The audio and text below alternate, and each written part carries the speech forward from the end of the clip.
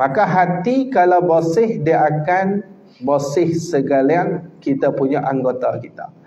Tapi kalau hati kita tak bersih, maka waktu tu nak anggota kita pun tak bersih. Sebab tu orang yang dakwa kata hati dia bersih dalam keadaan dia langgar hukum syarak, tudung tak pakai, syarak suruh pakai tudung, suruh tutup aurat, dia kata tak apa.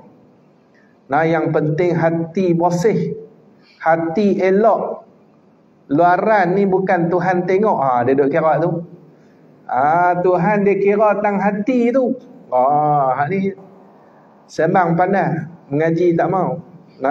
Ni. Minta dalil lagi tu. Macam mana hang boleh kata tu? Bila hang dapat wahyu? Nak tanya balik. Nak tanya tu. Jadi orang yang macam ni bohong, bohong. Jangan percaya.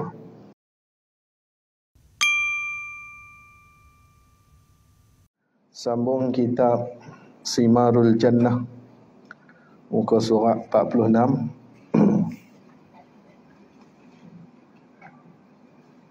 Pada kata dan setengah daripada demikian itu nazafah pada zahir, maka hasil ia dengan meninggal akan yang menyalahi syarak dan mengereja akan yang muafakat syarak. Ustaz sambung kat situlah. Saya pun tak ingat. Dan setengah daripada demikian itu, tengah-tengah tu, setengah daripada demikian itu jalan kelepasan daripada hinanya perangai dan jalan untuk kita mendapat kelebihan perangai itu. Setengah daripada itu apa dia? Nazafah pada zahir. Nazafah ni suci pada zahir, pada anggota zahir. Jadi kita nak dapat kelepasan daripada perangai yang tak elok, iaitulah perangai yang hina,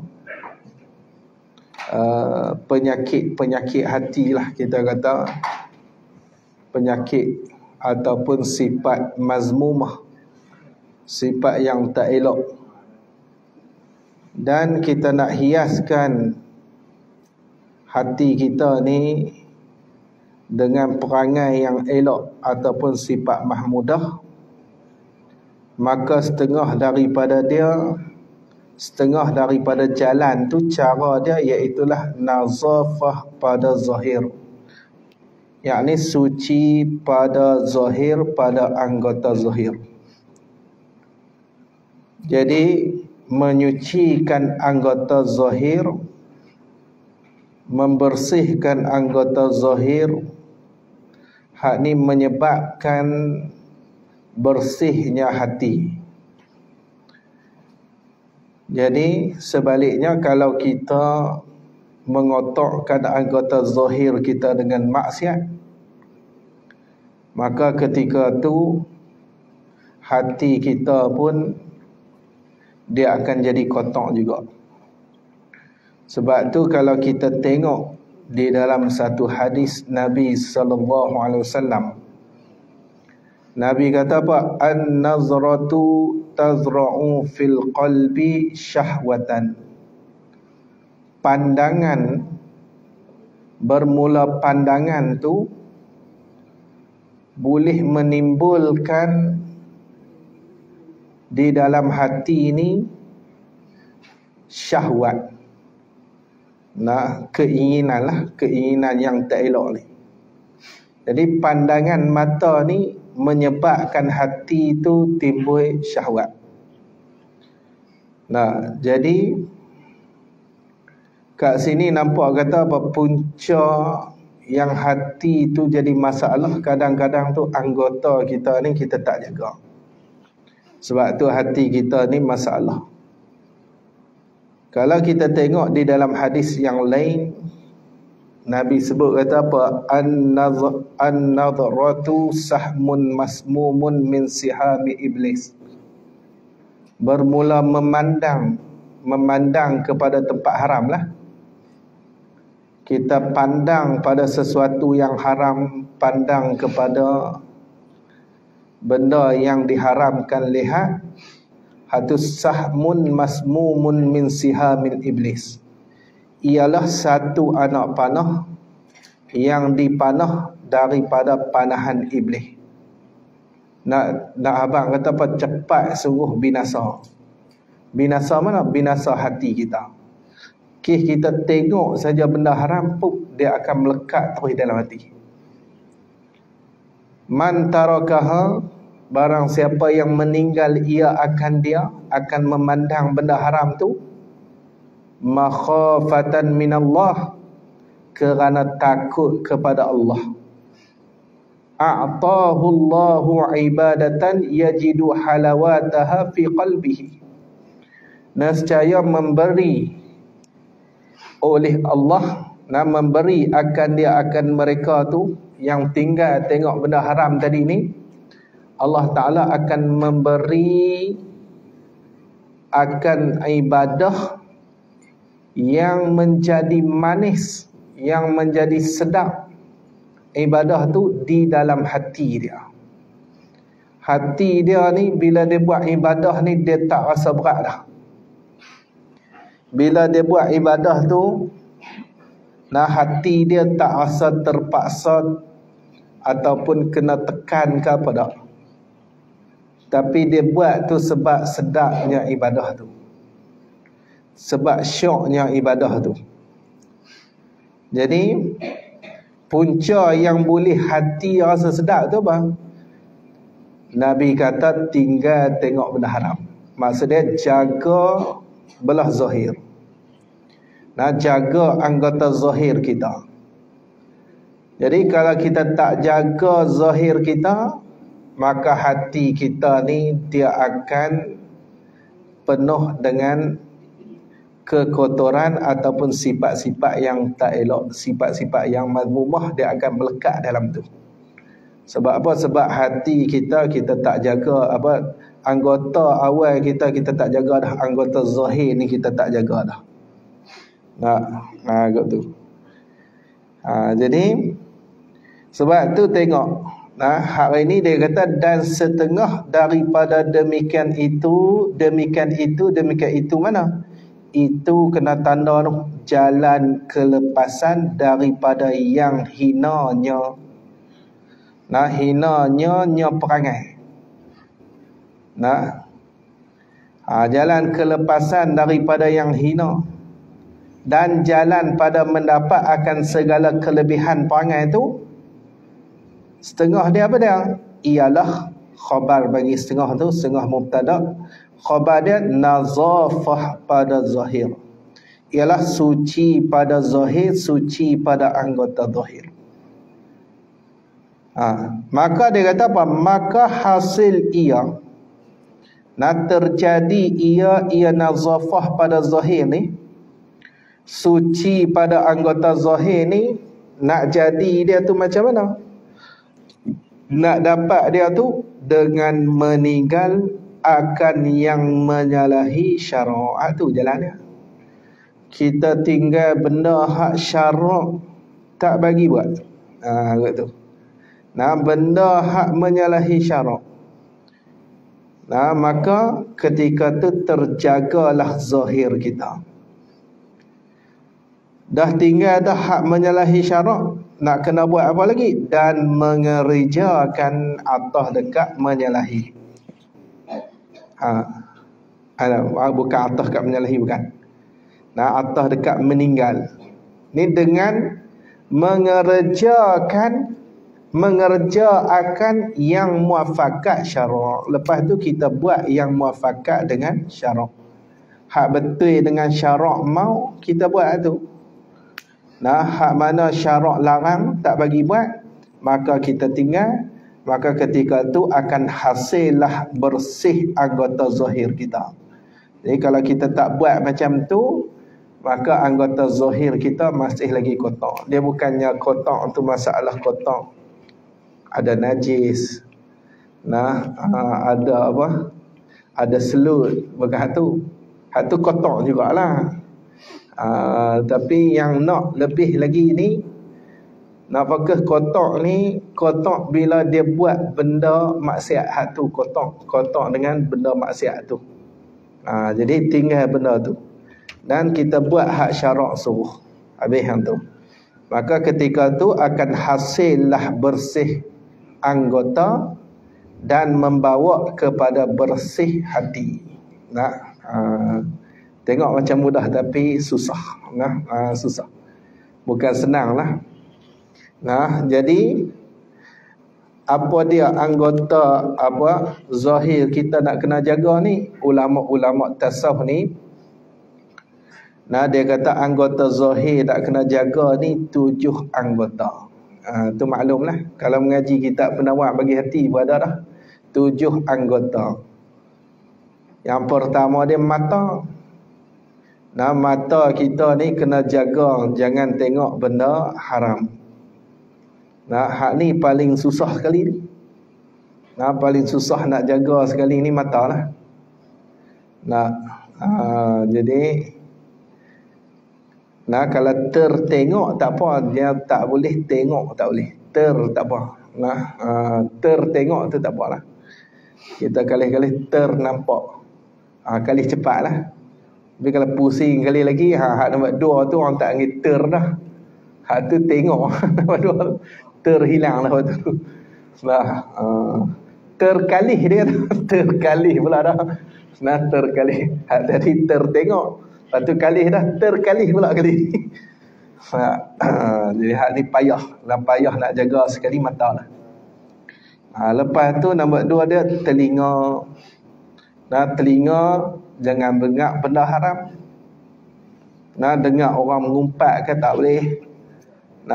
Walaupun kita tak mengumpat, sebab di dalam hadis Nabi sallallahu alaihi wasallam, Nabi kata orang yang mendengar, dia berkongsi dengan orang yang bercakap. Jadi tukang dengar ni pahala dia sama dengan tukang cakap. Hak duk bercakap mengumpat orang tu, dia boleh dosa, pahala pula. Dia boleh dosa. Hak duk dengar boleh dosa juga. Boleh dosa juga. Dia kongsi sama aja. Jadi jangan dengar benda-benda haram, jangan dengar. Yang ketiga, jaga lidah. Itulah. Lidah jangan bercakap benda haram. Jangan mengumpat, jangan mengadu domba. Jadi jangan maki orang. Ni dekat-dekat nak pilihan raya ni, kena jaga sungguhlah lidah tu. Tulisan tu lebih kurang lidah lah juga. Mudarat dia lebih kurang je. Jadi tulis benda yang elok-elok. Benda yang tak pasti jangan kita kongsi lagi. Jangan nak cerita lagi ke orang. Bagi pasti betul dulu, baru kita cerita. Ni kena jagalah. Dekat-dekat dengan mengundi ni, dia ada macam-macam lah. Setan duk main jarum. Nak bagi berkelai tu. Lepas tu, yang keempat, jaga kita punya kemaluan. Tu. Jaga kemaluan. Yang kelima, jaga perut. Perut jangan bagi masuk benda haram. Jangan masuk benda haram, jangan masuk benda syubhat. Benda syubhat payahlah. Payah nak jaga, tapi ulama tasawuf cukup tekan jaga benda syubhat tu. Tapi benda syubhat itulah hak kita duk nyap. Sebab dia sedap. Tak ada buah garam pun dia berasa dah. Sebab tu benda syubhat. Tambah benda haram, tak masuk pun sedap. Tu benda haram. Jadi memanglah benda hak menyalahi syarak ni dia sedap belaka lah, sebab dia main dengan nafsu. Lepas tu di antara perut lagi, jaga jangan makan banyak sangat. Saya dah terlalu kenyang. Nah, jangan makan tu terlalu kenyang. Kenyang tak apa, jangan lajak. Nak makan ni Nabi ajak ni bagi betul tulang belakang. Nah, haduk bongkok ke depan tu, makan bagi betul balik tulang belakang tu. Boleh buat kerja balik lah. Ni kita tak nak mula bongkok depan, makan tambahlah lah bongkok pergi belakang pula. Nah, bengkok pergi ke belakang tu. Tu jangan lah. Nah, jadi baru ni duk sembang dengan Pak Long Zohar tu. Dia kata ubat yang paling kemas sekali lah daripada penyakit ni, nak makan tu jangan terlalu kenyang. Itu maksudnya berhenti je, jangan kita lajak sampai terlalu kenyang. Hal tu dia bawa jadi penyakit. Nah, hal tu ubat disebut dia habaq dalam kitab apa dah, saya tak ingat lah nama kitab tu. Tapi memang macam tu, hak selalu duk kena sakit tu sebab makan lajak lah, makan tak jaga. Lepas tu yang seterusnya last sekali, lepas tu tangan dan juga kaki. Habislah 7 anggota. Nah, tangan kena jaga, kaki kena jaga, jangan buat benda haram. Habis. Jadi hak tu yang dikatakan anggota zahir. Kalau kita jaga betul-betul hak tu, nah, dia akan membawa kepada bersihnya hati. Habis. Lagi dia kata lagi, maka barang siapa menghiasi ia barang siapa akan zahirnya. Macam mana dia nak menghiasi zahir dia ni? Nah, dia nak menghiasi zahir dia tu lagu mana ni? Taswir, dengan. Nah, dengan tu taswir pada kata menghiasi tu, gambaran dia. Nah, kot kita tak faham, nak menghiasi zahir ni macam mana? Nak kena pakai spek mata hitam ke? Selak Levi's 501 ke? Contohlah. Menghiasi zahir ni. Nah, baju apa jenis viral sikit, saya tak arti nak sebut lah. Baju bandar lah, hak viral pun. Hak bandar yang boleh pi beribu-ribu tu. Hak tak bandar murah. Jadi nak abang kata, macam mana kita nak menghiasi zahir tu? Dengan melazimkan, dengan membiasakan segala amal yang soleh ni, amal yang baik-baik. Kita biasakan buat amal soleh. Nah, sembahyang sunat, lepas tu zikir, boleh lagi apa lagi, selawat, bacaan Quran, bacaan hizib, ratib hadat. Nah, ikutlah. Kalau hak jenis amal ratib hadat, kalau hak jenis amal hizib imanawi, dia amal hizib imanawi. Ada seorang ustaz Wahabi tu, dia marah sungguh bab ratib hadat ni. Dia kata patut baca maksurat tak apa. Maksurat dengan ratib hadat tu lebih kurang isi dalam tu. Tidak pun dia kata ambil tu kitab Al-Azkar Imam Nawawi. Imam Nawawi ada hizib dia, hizib Imam Nawawi. Sebab tu kita kata bodoh jangan bercakap. Dia tikai habis. Tikai ratib adat, ratib al-atas apa semua tu. Habis dia tiba habis. Ni ya. Tak apalah. Biar pergi ke dia lah. Biar dia bodoh seorang-seorang. Jadi kita buatlah amal zahir ni, amal-amal yang soleh ni, amal yang baik ni, zikir ke apakah. Lagi dia kata, dan memenuhkan. Dan ni atah dekat mana? Nah, atah dekat menghiasi. Ni barang siapa memenuhkan batinnya. Batin barang siapa? Batin ni hati lah. Dia bagi penuh pula. Yang mula sekali dia hias zahir dia ni dengan amal-amal yang soleh, amal yang baik. Zahir dia ni kerja dia buat benda baik lah. Lepas tu nombor 2, dia ni memenuhkan batinnya. Batin barang siapa tu? Memenuh dengan perangai, dengan berperangai, dengan segala perangai yang dipuji. Nah, maksud dia penuhkan hati dia tu dengan sifat mahmudah. Sabar ada dekat dia, tawadhu ada dekat dia. Nah, buh lagi lah, redha ada dekat dia. Nah, jadi ada lagi lah sifat-sifat yang terpuji itu. Nah, jadi bila dia penuhkan, sebelum ni kita dah bincang tu, haya, ikhlas, murah, ada tu atas tu sifat-sifat yang terpuji lah. Sikit-sikit tu dia ada abang lah. Tapi nak abang kata dia penuhkan hati dia tu dengan sifat-sifat yang elok lah. Ikhlas apa semua ada kat dia tu. Hati dia tu. Maka jawab bagi barang siapa tu. Maka sungguhnya barang siapa tadi ni, barang siapa yang menghiaskan zahir dia dan memenuhkan batin dia dengan sifat yang terpuji tu, sungguhnya barang siapa tu telah sempurna bersihnya barang siapa. Nah, orang yang macam ni dah sempurna bersih dia. Nah, hak ni baru sempurna bersih. Nah, jadi kalau orang duk mengaku kata hati dia bersih, tapi luaran dia tu penuh dengan langgar syarak, maka orang yang macam ni pembohong. Nah, pembohong.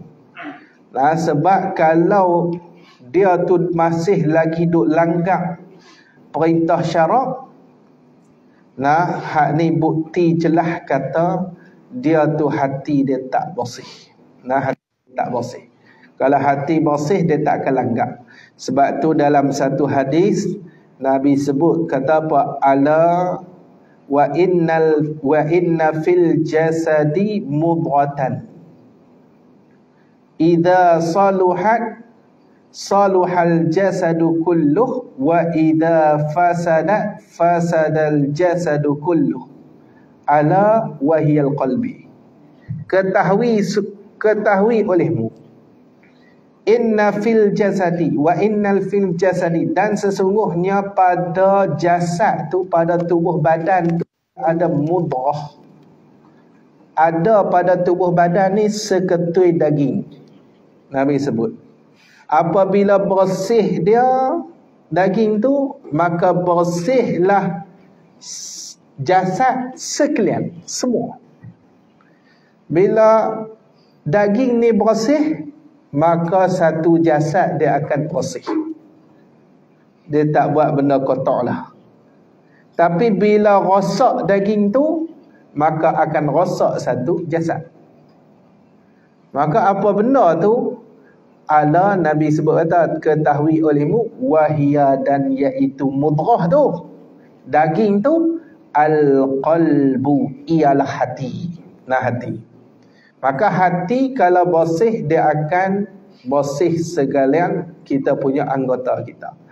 Tapi kalau hati kita tak bersih, maka waktu tu anggota kita pun tak bersih. Sebab tu orang yang dakwa kata hati dia bersih dalam keadaan dia langgar hukum syarak, tudung tak pakai, syarak suruh pakai tudung, suruh tutup aurat, dia kata tak apa.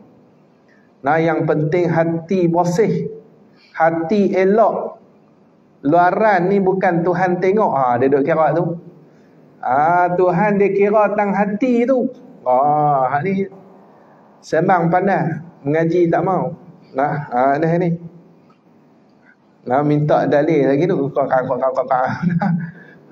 Macam mana hang boleh kata tu? Bila hang dapat wahyu? Nak tanya balik. Nak tanya tu. Nah, jadi orang yang macam ni bohong, bohong. Jangan percaya. Habis hang tu. Jadi tengok orang yang bersih sempurna, kata Habib Abdullah Al-Haddad, orang yang menghiaskan zahir dia dengan amalan soleh dan memenuhkan hati dia tu dengan sifat-sifat yang terpuji. Orang yang macam ni, orang yang sempurna dia punya bersih. Nah, jadi kalau tak ada lagi, tak ada macam ni lagi, tak sempurna lagi. Nah, tak sempurna lagi. Habis.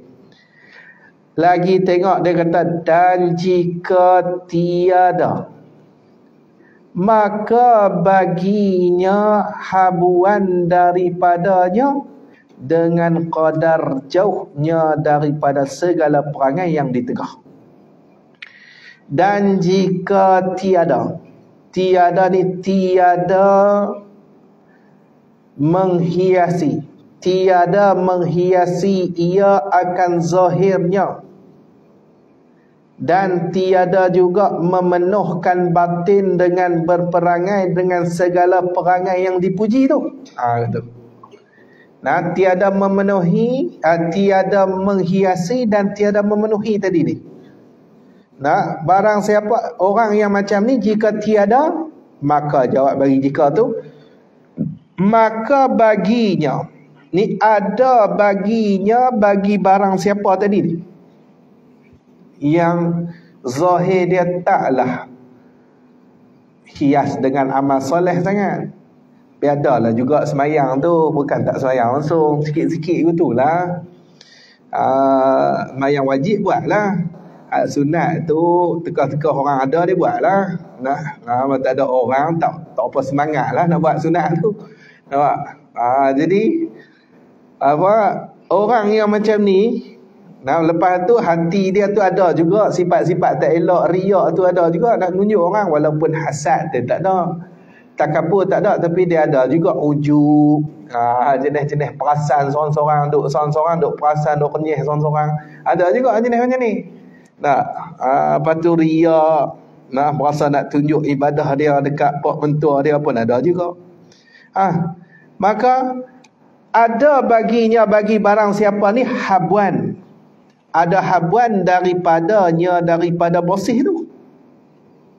Nah, ada juga habuan bukan tak bersih langsung, bukan kotak terus, ada juga kira juga bersih tu, tapi dia kata apa, dengan qadar jauhnya barang siapa, jauh tu daripada segala perangai yang ditegah dan segala amalnya. Nah, segala perangai yang ditegah, qadar jauh dia tu daripada segala perangai yang ditegah. Nah, tengok takat mana dia ni jauh benda yang ditegah. Dia ada jatuh juga dalam benda yang ditegah, tapi taklah teruk sangat. Orang macam ni ada juga habuan bersih tu, ada bersih sikit lah, bukan tak bersih langsung, bukan kotak terus, macam itulah dia nak abang. Dan segala amal ni atas dekat mana ni? Atas dekat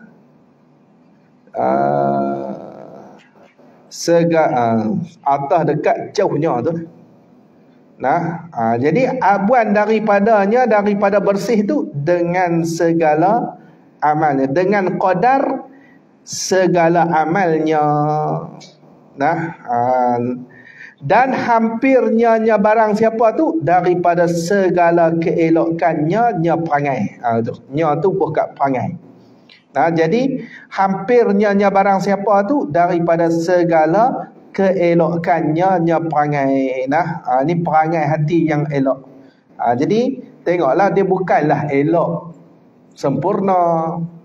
Nah, ada juga kotak sikit-sikit, maka orang yang macam ni pun dia kira bersih lah juga, tapi tak sempurna lagi kebersihan. Adapun hak sempurna kebersihan tadi ni, iaitulah orang yang betul-betul menghiaskan zahir dia dengan amal soleh. Lepas tu hati dia ni dipenuhkan dengan sifat-sifat yang terpuji. Nah, maka hati tahulah bersih dia tu bersih yang sempurna. Adapun orang yang ada juga, nah, dia nak kono juga sikit-sikit tu, maka hak ni pun, nah, dia masih lagi ada habuan bersih, cuma tak sempurna tu ya. Nah, tak sempurna. Habis tu. Jadi tak samalah orang ni, dia bukan sama. Lagi dia kata lagi, dan setengah daripada bahagian nazafah, setengah daripada bahagian nazafah ni bersuci yang zahir. Ni nak cerita bahagian-bahagian bersuci zahir ni. Nah, kita nak suci zahir tu, barang ni ialah barang yang menunjuki kepadanya kepada barang.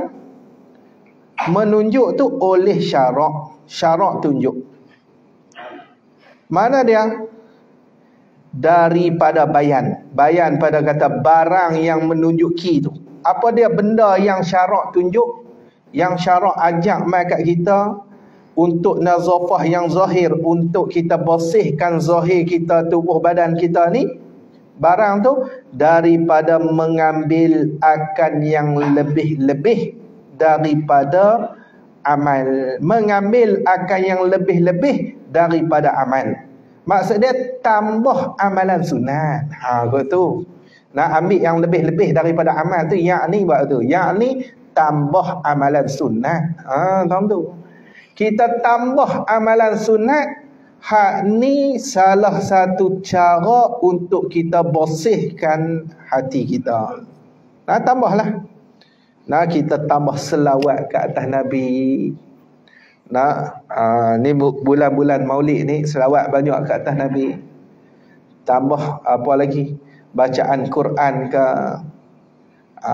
Tambah kita punya sembahyang sunat kita ke. Puasa sunat ke. Ikutlah hak mana yang sesuai dengan kita. Jadi tambah amalan sunat. Bagi ada amalan sunat yang kita tetap, kita istiqamah. Nah, kita tak tinggal. Kalau kita tinggal pun kita akan ganti balik benda tu. Kena bagi ada. Nah, tiap-tiap orang dia kena ada amalan sunat macam tu. Maka kalau ada amalan sunat yang kita istiqamah, yang kita melazimi, kita tak tinggal-tinggal ni, hak ni amalan tu dikira sebagai wirid bagi kita. Nah, wirid. Maka orang yang ada wirid ni, banyaklah kelebihan dia. Orang yang macam ni akan dapat warid daripada Allah. Tuhan akan buka macam-macam bagi dia. Orang yang tak ada wirid, dikatakan, disebut oleh ulama dulu dalam kitab kita ni, dia ada nakal. Saya tak ingat muka surat apa asal tu. Awal-awal dulu ni. Tahun bila tu, Covid pun tak damai lagi kita baca tu. Covid pun tak tahu duk tak mana lagi. Dia ada satu perkataan di dalam kitab kita ni, yang diambil perkataan ulama yang sebut kata apa? Man laisa lahu wirdun fahuwa qirdun. Barang siapa yang tidak ada baginya tu wirid, maka ia ialah kera. Kera. Orang yang macam ni kera, tak ada wirid. Tak ada amalan tetap. Tak ada amalan istiqamah, tak ada. Baju dia tulis istiqamah. Amalan tak ada. Semayang wajib tu tak aci lah. Hak tu memang nak kena semayang pun. Semayang wajib ni, lagi mana ada akal, lagi tu wajib semayang. Nampak? Tapi kalau amalan sunat ni, ni yang kita duk tekan tu. Amalan sunat ni kena bagi ada juga. Dah jadi wirid kita. Saya tak ingat muka surat mana, lama dah. Tu. Muka surat 16. Muka surat 16 kitab ni. Muka surat 16. Tu. Dekat-dekat tengah lah, sebelum tengah sikit tu, berkata oleh Sayyidi Syekh Abdul Rahman As-Saqaf radhiyallahu ta'ala anhu. Man lam yakun, bukan man laisa lah. Man lam yakun lahu wirdun fahuwa qirdun. Artinya, barang siapa tidak ada baginya wirid, maka orang itu kera. Tu. Kan kita mereka ulama habang. Macam kera lah. Tak ada hala tuju. Tak ada jadual. Rasa nak lompat, tak ni lompat. Kera pun saya ada jadual. Dia tahu dah petang orang main hantar makanan. Orang ramai waktu ni pergi cari makanan. Ni tak ada wirid, tak ada amalan tetap. Ada nak istiqamah waktu tu, tak ada. Maka bila tak ada macam tu, jadual dia ni terabak. Dia rasa nak pergi minum kopi. Dia rasa nak pergi melepak. Dia rasa nak lompat pergi mengai ikan pula, pergi mengai ikan. Dia tak ada jadual. Tak ada jadual hidup dia, tak ada. Wirid tu tak ada. Amalan tetap dia tak ada. Jadi dia lompat atas cara. Macam tu, kera. Dia lompat-lompat ni kera. Habis yang tu. Lagi dia kata lagi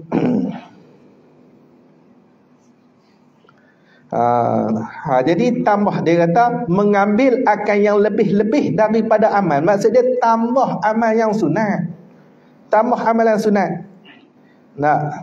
Dia tambah sedah banyak lah, tambah sedah banyak tak dan 3 hari lah.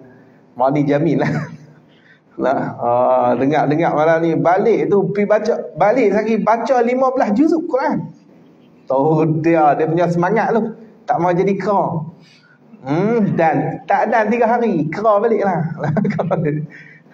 Tambah sikit-sikit tak apa. Nak buat 2 muka luka, 2 muka tiap-tiap malam 2 muka, tiap-tiap malam 2 muka. Macam itulah kalau kita kata Quran. Ataupun kita kata semayang witir, satu rakaat. Nak buat 3 ke sakit lah, tak larang. Try buat lah 1 khilaful aula, tak apalah. Nak buat dulu 3. 1. Dah boleh istiqamah, baru kita tambah pula. Tambah habis. Dan menghilangkan segala kekotoran. Menghilangkan segala kekotoran. Kekotoran ni tak kiralah sama ada najis ataupun tidak. Dan bersuci daripada hadas dan segala najis. Suci daripada hadas, hadas besar, hadas kecil, hadas pertengahan. Dia ada juga pertengahan ni hadas mana? Wiladah dan juga janabah. Tu. Wiladah dengan janabah tu orang panggil hadas pertengahan. Kalau hak besar tu haid dengan nifas. Kalau hak kecil itu tak ada wudu lah. Tak ada wudu tu orang panggil hadas kecil. Suci tak apalah. Cuma bab bersuci ni dia kena terjun dalam kitab fiqh lah. Kitab ni dia tak bincang, dia habang saja kena bersuci daripada hadas. Jadi nak tahu suci pada hadas ni terjun dalam kitab fiqh. Baru kita reti macam mana nak suci pada hadas. Jadi benda ni dia kena selari jalan fiqh, tauhid, tasawuf. Tak boleh tinggal dah. Sebab ni benda fardhu ain. Nampak? Jadi kitab fiqh. Kitab fiqh dia ada bincang lah. Setengah orang tu dia duk berasa dia bersuci tu kemah dah lah. Betul dah tu yang dia tak mau mengaji fiqh tu. Pergi duk mengaji dulu baru kita tahu kena ke tak kena kita buat. Duk dengar tengok. Pergi duk mengaji. Betul mengaji dekat ahli betul lah. Ahli fiqh betul. Baru kita reti.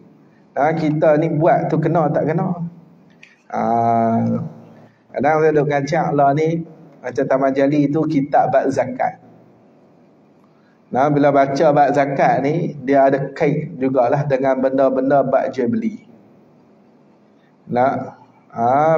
Benda-benda bab muamalah kita. Benda tak ngaji dulu. Pakat bahasa habis dia kata. Tu dia baru kami tahu. Tu lah. Jangan duk bahasa reti belakang. Duk tengok mengaji dulu. Duk mengaji dulu. Bab contoh dalam tu kita ada satu kitab tu. Satu perbincangan tu dia bincang tentang masalah harta anak. Harta anak bila orang bagi dekat anak kita harta tu. Harta tu kita kena terima baru dia jadi milik anak kita. Bila jadi milik anak kita, kita tak boleh ambil ikut dan. Tak boleh. Dan tak boleh bagi ke adik-beradik dia. Harta dia tak boleh bagi ke adik dia. Ke abang dia tak boleh. Ni anak yang tak balik lagi. Anak tak balik lagi. Contoh kita ada anak seorang 7 tahun, seorang 6 tahun tak balik lagi. Orang bagi durian dekat anak 7 tahun. Kita pergi terima. Jadi milik dia. Bila jadi milik dia, bolehkah kita ni nak pergi makan? Nak makan kena minta kat dia, minta izin dia. Dia tak balik lagi, mana sah izin, syarak tak bagi izin, tak sah izin, syarak tak kira kalau budak tak balik ni bagi izin. Maka kita tak boleh makan. Lepas tu adik dia duk teriak nak juga, boleh bagi ke?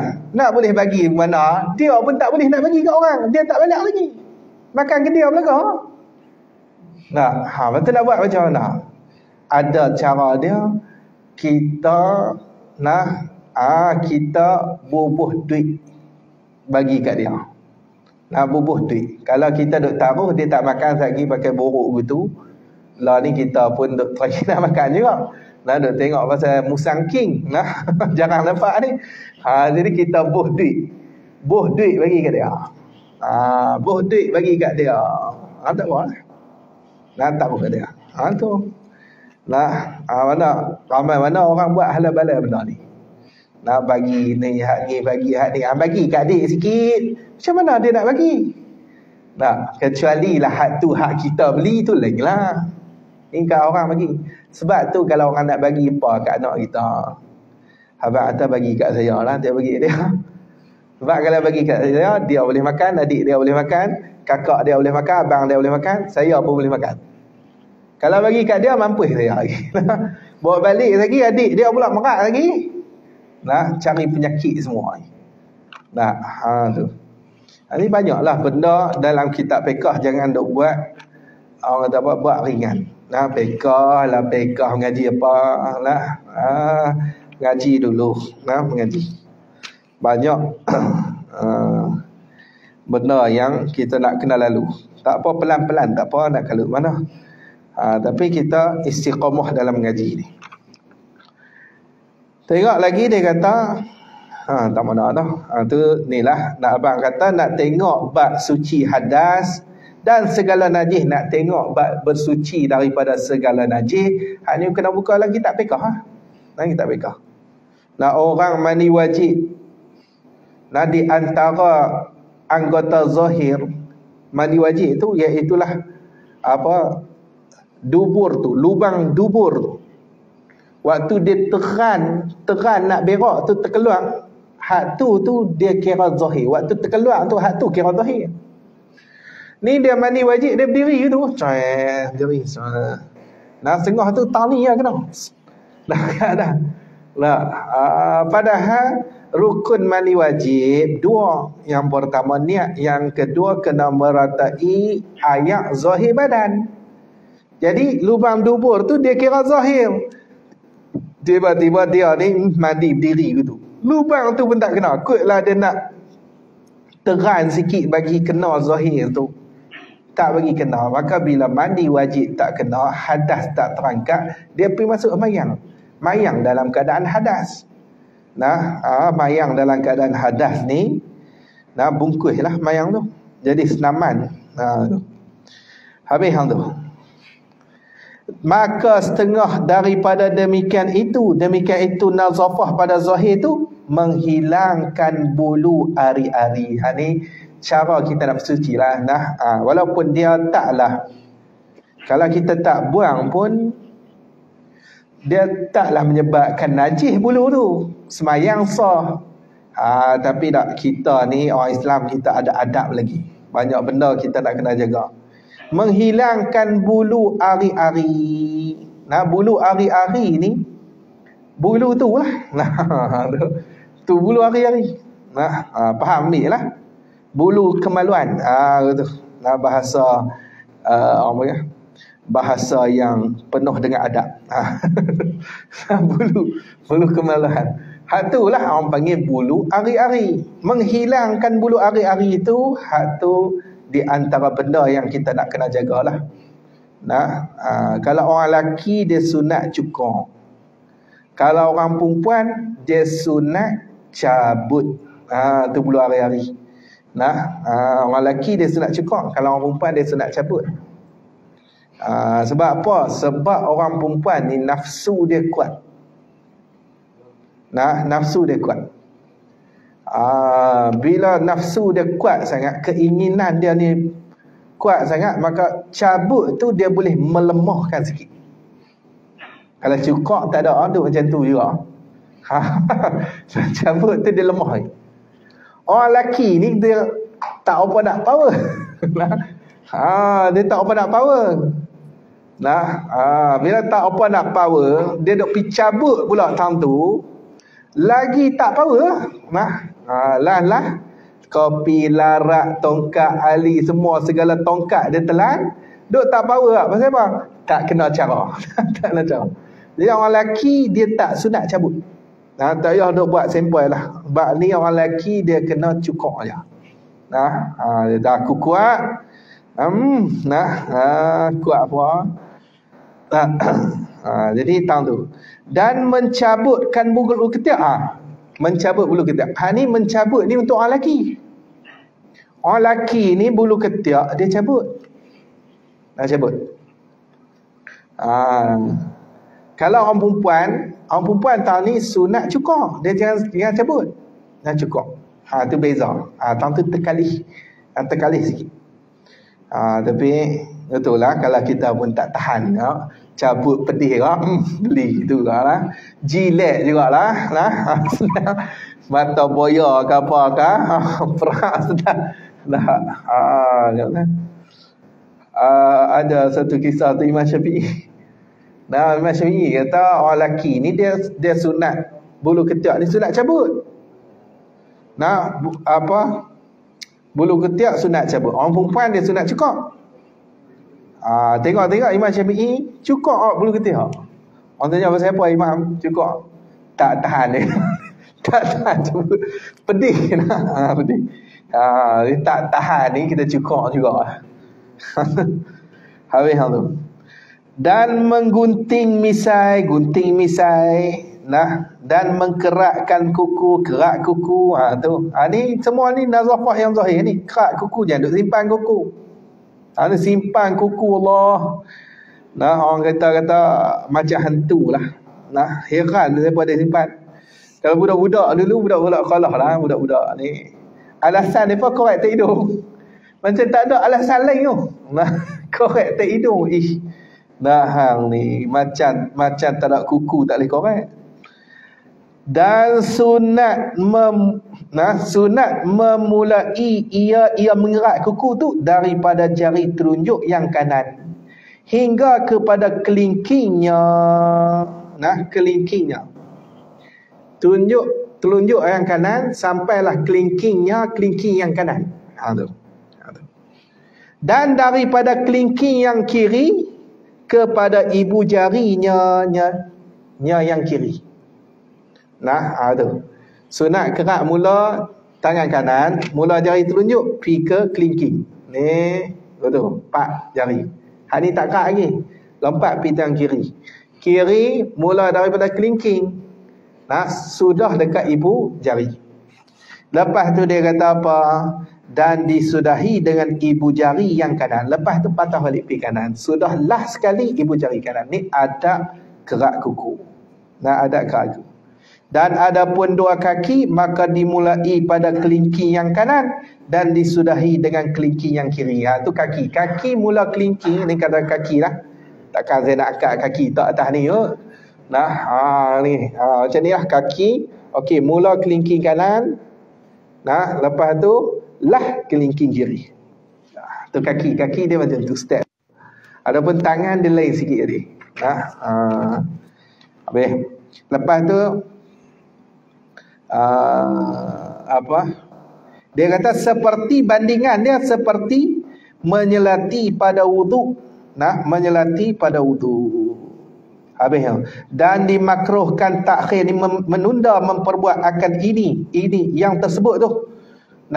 Menghilangkan bulu ari-ari, mencabut bulu ketiak, menggunting misai, mengkerat kuku. Segala perkara hingga 40 hari. Kalau 40 hari tak cukup langsung bulu ketiak 40 hari. Ni bukan kata 40, 60 hari lah. Dia tak cukup juga bulu ketiak nak buat apa tak tahulah. Nak buat duit ke apa tu tahulah, tapi tak cukup. Lepas tu duk pakai baju panas tu lah. Baju apa lah? Singlet tu. naik motor lah dia nampak tu. Duk mompak lah, ngotok hidup lah. Ni makruh lah kita buat 40 hari. Kalau tak buat kerja ni, kalau tak kerat kuku dalam masa 40 hari, nah, maka hak ni makruh. Nah, makruh hukum dia. Habis hang tu. Dan setengah daripada demikian itu, cuma ada ulama dia jaga kerat kuku ni kalau boleh jangan kerat hari Sabtu, Ahad dan juga Selasa. Hari lain kerat lah nak kerat. Nah, Sabtu, Ahad, Selasa. Tu boleh tengok dalam kitab Bughiyatul Tullaq pun ada cerita tu.